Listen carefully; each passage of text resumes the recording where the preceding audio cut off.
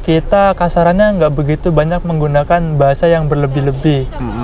Karena yang sering digunakan itu isyarat, bahasa isyarat tentu. Iya. Iya, bahasa paling tertinggi Bahasa lah. paling tertinggi itu. Bahasa tertinggi itu bahasa harus tepat banget, nggak apa. Kalau pelatihannya total aja ya, Nah, total boleh. dari awal sampai berangkat secara tiket pesawat dan sebagainya, mungkin 25 mungkin mas. Oh, 25 ya. Itu 25 lebih lah. total ya teman-teman ya. Jadi semuanya tiket pesawat bayar sendiri mas itu mas Iya. ya. Pesawat bayar sendiri, terus tadi mungkin pengurus dokumen ngurus sendiri. Iya. Artinya kita bayar sendiri, nggak ada talang-talangan. Nah, untuk bisa magang itu biasanya lebih dari itu ya teman-teman ya. Maksudnya dari pengalaman teman-teman saya juga yang magang itu sampai lebih, ada yang 35 ya startnya mungkin ya, start 35 sampai 50 lah mungkin. Kalau sampai 100 itu enggak, jangan ini sih teman-teman ya, enggak, harus dilihat-lihat dulu lagi ya, karena nggak sampai segitu ya mungkin. Pokoknya kalau saya pribadi mas, ketika proses ke Jepang nih, itu prinsip yang tak tanamin harus cari info, jangan ngambil info hanya dari satu pintu. Oh ya. Pokoknya cari sebanyak-banyaknya. Dari sini, dari situ, dari sini, info dari internet, dari kawan yang sudah di Jepang dan sebagainya, dicari semuanya sampai kita benar-benar yakin.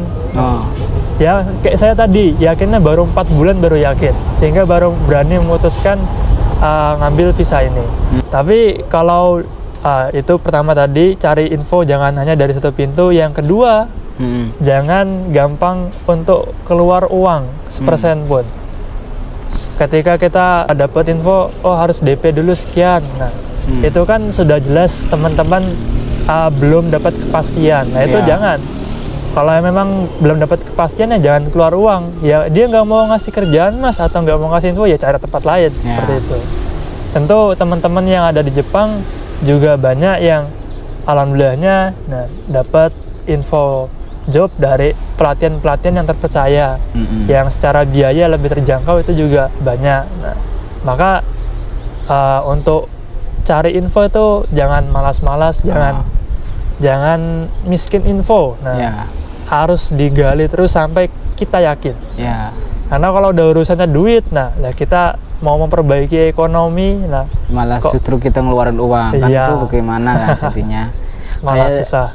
Kalau tidak seperti itu ya kayak kita di negara kita sendiri masih sekarang banyak yang mengeluh kesahkan ya tentang kita mencari kerja di Indonesia. Betul. Itu malah kita bayar salo segala macam, ada adminnya itu ya.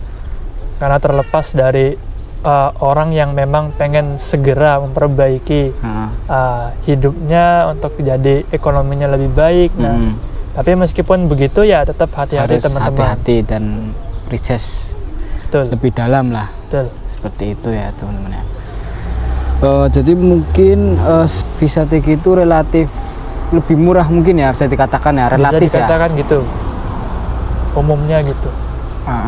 Tapi mungkin dari biaya tambahannya mungkin ketika ujian mungkin mas ya. Oh ya, ketika kita ujian JFT, SSW. Nah, kalau saya pribadi itu karena ujiannya ketika itu di Surabaya. Wah, ya termasuk biaya transport, biaya makan, ujian. Ya kalau langsung lulus. Itu ujian yang apa mas? JFT. Dapatnya di Surabaya itu. Surabaya. Walah. Jadi jauh juga ya mas ya, dari Jakarta kan itu kan?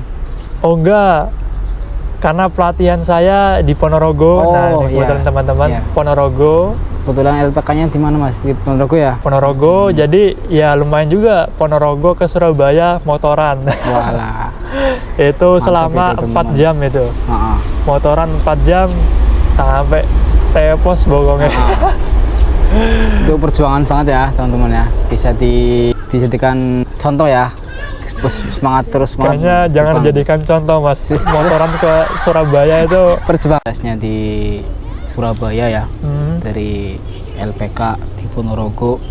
Mas Rian belajarnya berapa bulan mas waktu itu bisa sampai mendapatkan sertifikat untuk apply visa Tokoto Kino? Belajar secara mandiri apa gimana mas? Dan berapa lama itu? Belajarnya yang tadi sudah di awal saya ceritakan 5 bulan. Itu JFT N4 dan SSW. Belajarnya tentu lebih lama JFT. Karena kan dari awal kita benar-benar nggak bisa belajar, nggak tahu bahasa, nggak tahu huruf. Dari hiragana katakana sampai dapat JFT N4 di bulan keempat, ikut ujian, alhamdulillahnya langsung lulus di Surabaya. Baru kemudian di bulan kelimanya saya ambil SSW, itu baru di Jakarta. Dan alhamdulillah lulus juga. 5 bulan selesai, baru bulan berikutnya cari job.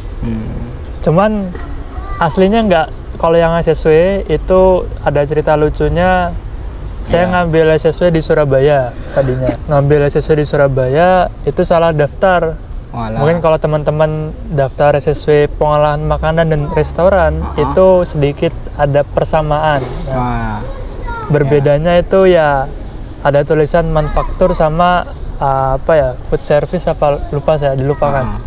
Pokoknya intinya saya keliru daftar ujian, malah daftar yang di materi SSW restoran. Sehingga ketika ujian pun ya saya kaget dari 40 soal kayaknya. Itu cuma 1 soal yang saya tahu jawabannya. Karena memang pada dasarnya materi yang saya pelajari ya sudah beda ujian. Makanya ya, di ujian di Surabaya SSW yang pertama belum lulus. Karena ya memang ujiannya beda. Salah ngambil ini ya. Betul, salah ngambil ujian. Ya akhirnya nggak lulus. Ya kasarannya mungkin uang yang saya pakai untuk daftar, biaya transport, biaya makan ketika di Surabaya ya jadi pengalaman. Akhirnya ya kembali daftar. Aslinya mau coba lagi di Surabaya karena kan lebih dekat dari tempat pelatihan di Surabaya. Cuman setelah ngelihat jadwal sudah penuh semua, baru ya kita cari di yang ada. Ternyata yang ada di Jakarta, ya sekalian pulang. Dan alhamdulillahnya betul-betul ketika daftar ya saya teliti dan sudah betul daftarnya, dan alhamdulillah lulus dengan ujian yang tidak salah. Terus setelah mendapatkan itu semua Mas, syarat-syarat apply visa Tokopedia Kino, 2 syarat itu tadi, sertifikat bahasa dan sertifikat skill kan. Nah itu kita wawancara kan, kita mengikuti suatu job kan. Nah itu kesannya gimana Mas pas waktu mungkin sekali interview atau sekali message setelah lulus, atau beberapa kali message atau gimana itu Mas? Itu juga termasuk ada cerita juga. Saya lulus JFT, SSW selesai, interview. Ketika bulan depannya interview, niat saya interviewnya mau latihan Mas, karena belum pernah interview sama sekali. Niatnya latihan, ternyata mungkin teman-teman yang sudah pernah interview sebelumnya ada istilah interview dengan kumiai dulu, baru dengan apa Mas bahasanya? Dengan orang perusahaan? Apa namanya? Saya lupa. Internal.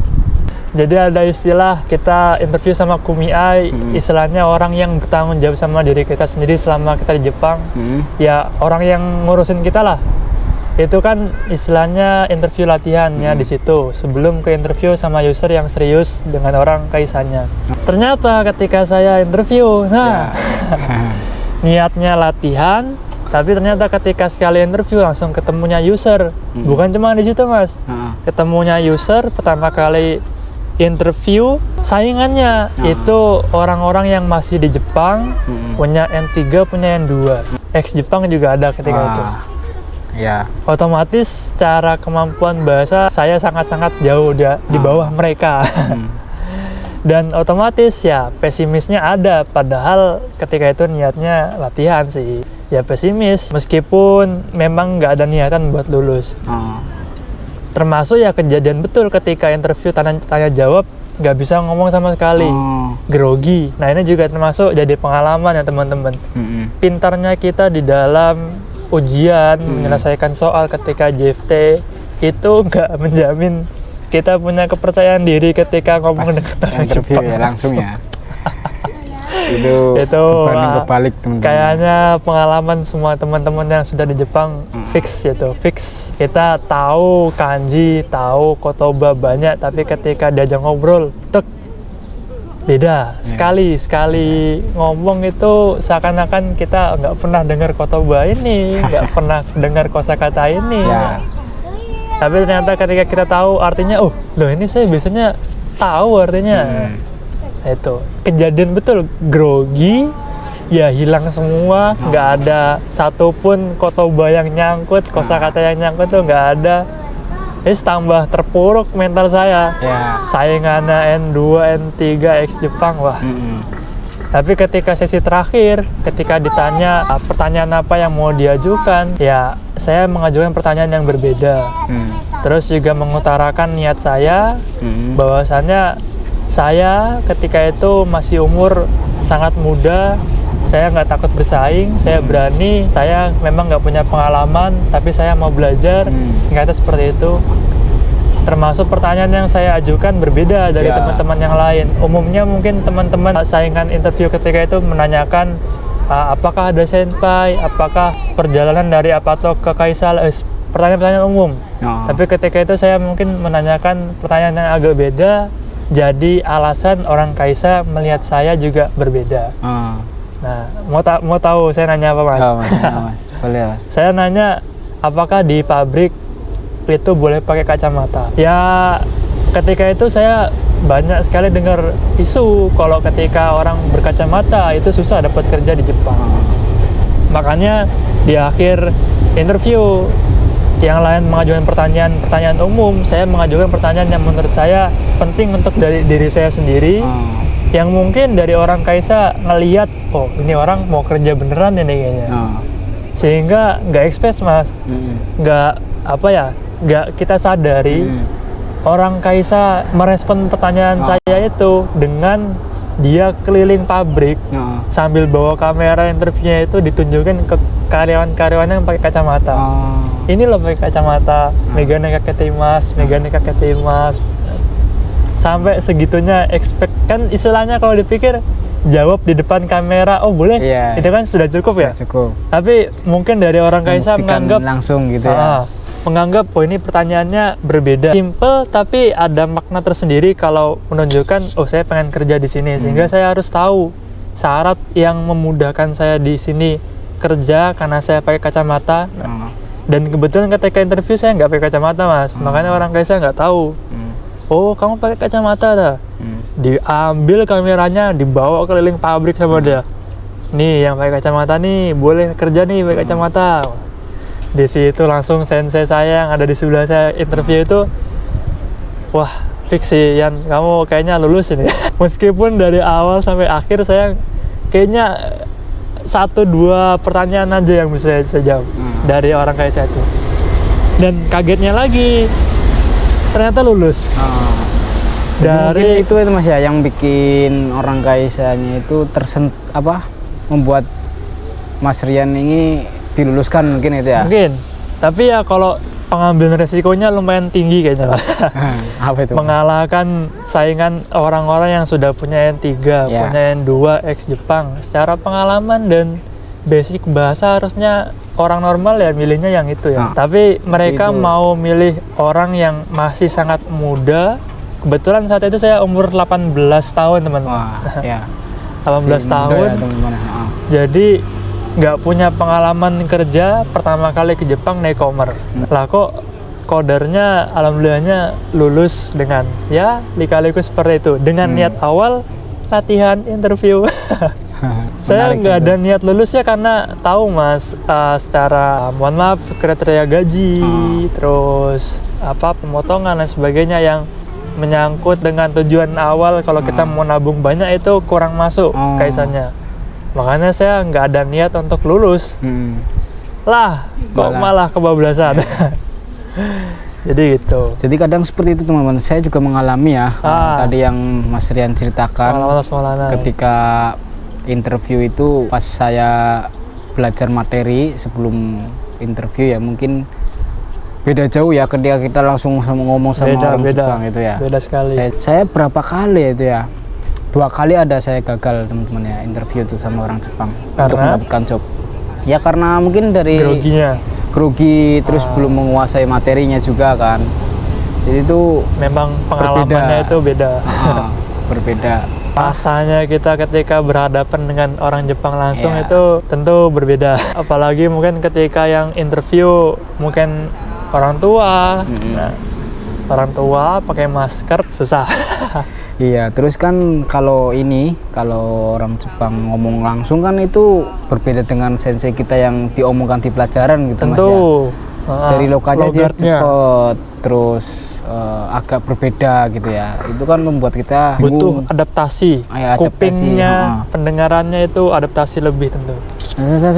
Tiba-tiba gitu kan. Apa Kita itu dengernya ne, Ya. yo, Jadi kayak dengernya tuh akhir-akhirannya aja. Pas saat interview itu berbeda dengan bahasa yang kita miliki waktu itu ya.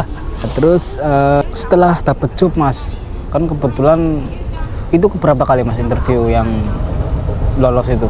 Satu kali apa kedua kali? Satu kali langsung Oh, lolos. satu Mas. kali lolos. Wah, itu bagus ya teman-teman, mantap ya. Itu Itu langsung abis itu disuruh ngapain Mas? Apa ngurus dokumen? gitu? ya betul. Itu proses yang paling capek di situ Mas. Ah, Kita ya kayaknya nggak semua, nggak hanya saya maksudnya. Nggak hanya saya yang ngerasain itu. Tentu teman-teman yang sudah saat ini di Jepang pasti punya pengalaman itu. Mondar-mandir ke kantor kelurahan, terus ke kantor BP2MI, lain sebagainya untuk minta dokumen ini, dokumen itu.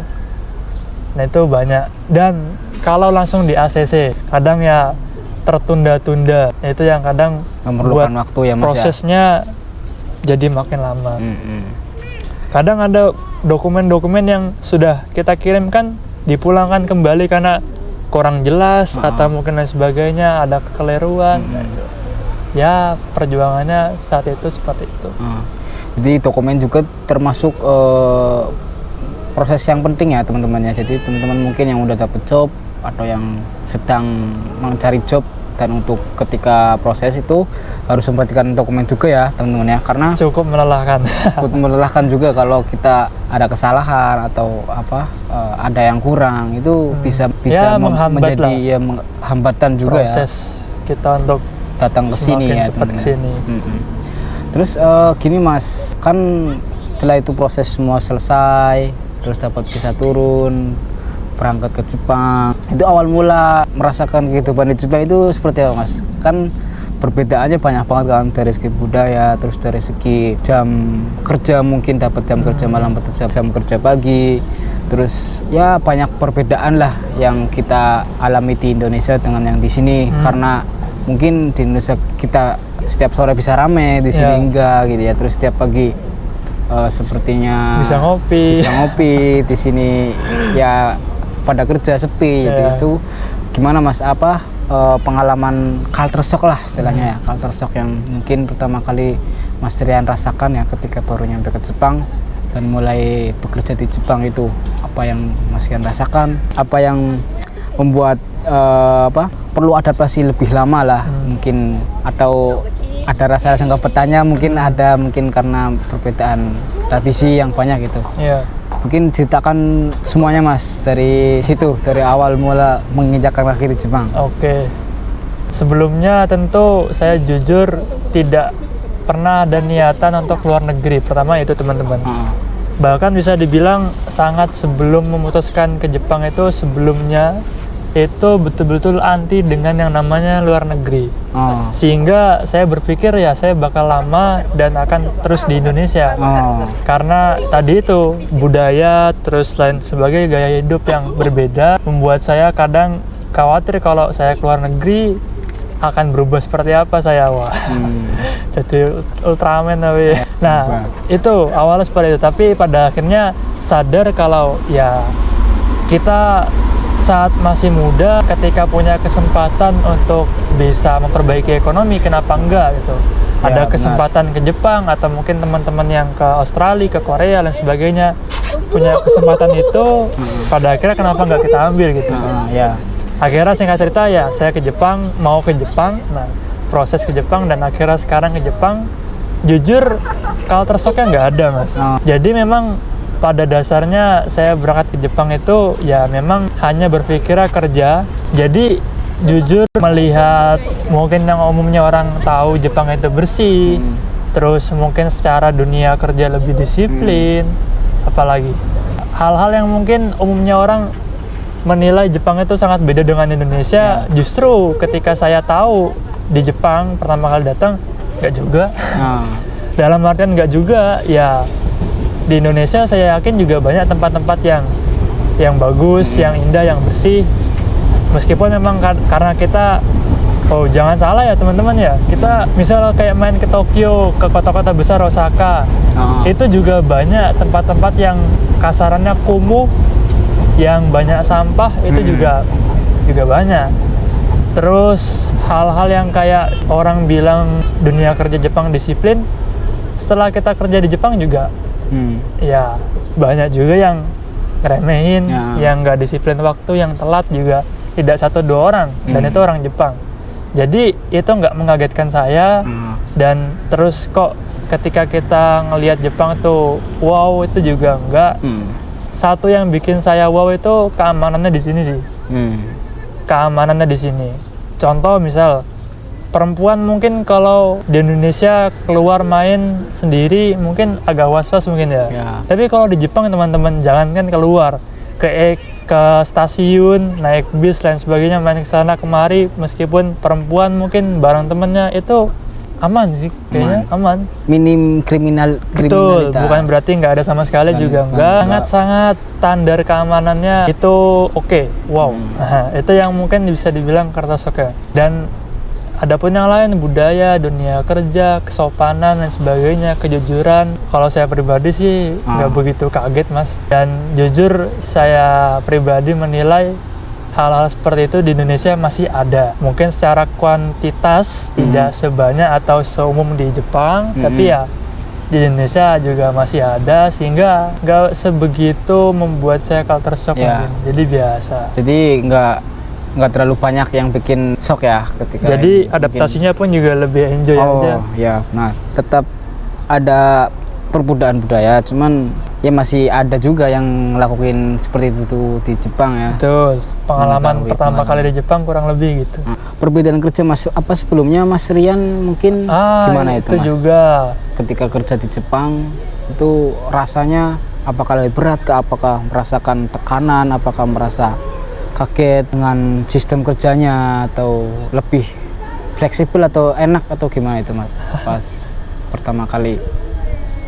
Disclaimer dulu karena sebelumnya saya belum pernah kerja di Indonesia, belum pernah ikut pabrik, belum pernah ikut di kerja kantoran atau lain sebagainya. Jadi ilmu di dunia kerja seperti apa itu belum begitu mengenal, belum begitu tahu. Mungkin secara sosialisasi tahu karena ya kita pernah di sekolah, pernah ikut organisasi. Tapi kalau masalah dunia kerja kayaknya beda cerita kayaknya. Sehingga ketika datang pun di dunia kerja, termasuk saat pertama kali datang kan maksudnya pabrik mas ya. Itu kagetnya mungkin pabrik 8 jam berdiri itu lumayan, pembiasaannya butuh waktu. Itu saya. Iya, itu teman-teman ya. Dan kagetnya juga ketika kerja yang usia-usia sudah sepuh, usia 60, 50 itu banyak. Dan mereka kuat berdiri berjam-jam, itu juga termasuk wow. Saya yang sangat muda dan sebelum datang ke Jepang itu juga sudah sangat wanti-wanti sering olahraga, termasuk jogging, mempersiapkan fisik ya. Tapi ternyata sampai di sini pun ya masih ada kagetnya juga. Berdiri selama itu ternyata seberat ini. Tapi ya seiring berjalannya waktu terbiasa. Apalagi dunia kerja pabrik kan, ya umumnya orang tahu pabrik itu terkenal dengan kecepatannya kerja, terus ketelitiannya. Ya. Itu juga yang bisa dibilang adaptasi pertama kali datang ke Jepang, masuk ke dunia pabrik, belum pernah kerja apa-apa di Indonesia ya. Butuh waktu sih pas itu, tapi sekarang udah oke. Mau 10 jam kayaknya kuat-kuat aja. Jadi aman ya Mas ya. Pulang kerja lanjut main bola juga kayaknya masih aman ya. Jadi ya mungkin bagi teman-teman ya yang sebelum berangkat ke Jepang mungkin bisa latihan fisik dulu terlebih dahulu ya. Walaupun nggak semuanya ke sini berat ya, akan tapi seperti Mas Rian tadi bisa sekarang sudah adaptasi, artinya nggak terlalu terporsir juga, udah terbiasa ya karena sudah dilakukan setiap harinya ya Mas ya. Mungkin kalau kita berbicara di bidang lain mungkin beda lagi. Seperti halnya mungkin bidang apa Mas? Konstruksi. Wah, itu apa namanya, mungkin bukan cuman fisik, mungkin ya arahan-arahan seperti bahasa. Nah, perlu diketahui juga teman-teman, kalau di pabrik itu kita kasarannya nggak begitu banyak menggunakan bahasa yang berlebih-lebih. Karena yang sering digunakan itu isyarat, bahasa isyarat tentu. Iya. Iya, bahasa paling tertinggi Bahasa lah. paling tertinggi itu. Kasta tertinggi itu isyarat itu. Atau memang bahasa kotoba-kotoba Jepang, kosakata Jepang, akan tetapi sudah setiap hari diulang-ulang. Sehingga ya kita sudah gampang paham. Berbeda mungkin dengan konstruksi, mungkin dengan yang perawat, itu yang tentu setiap hari menghadapi pengalaman dan keadaan yang berbeda-beda, karena kerjaannya kan tidak seperti pabrik yang monoton, Mas. Tentu fleksibilitasnya di situ teruji. Oh, keadaannya yang kemarin kayak gini, sekarang gini, otomatis beda. Tentu di situ tantangannya bukan cuma fisik ya. Kalau pabrik kan fisik, lebih ke fisik. Kalau seperti perawat atau mungkin lain sebagainya, bahasanya mungkin juga tertantang juga. Ya, seperti itu. Kalau kita berbicara di bidang lain mungkin, Mas ya. Jadi mungkin seperti itu ya teman-teman ya, aman-aman aja, tapi nggak usah takut, nggak usah merasa Jangan merasa sendiri. jangan merasa takut kita nggak kuat kerja di sini apa segala macam. Kalau nggak kuat, lambaikan tangan kamera. Itu dua dunia itu.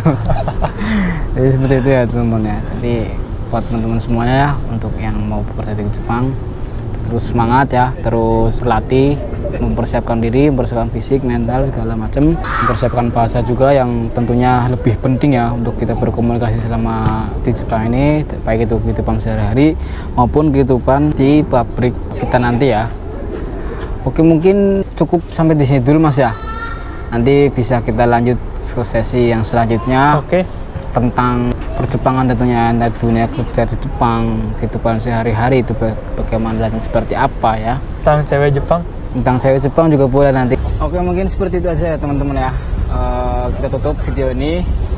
Bila mana ada salah pengucapan atau salah menyampaikan informasi, mohon koreksinya. Wassalamualaikum warahmatullahi wabarakatuh.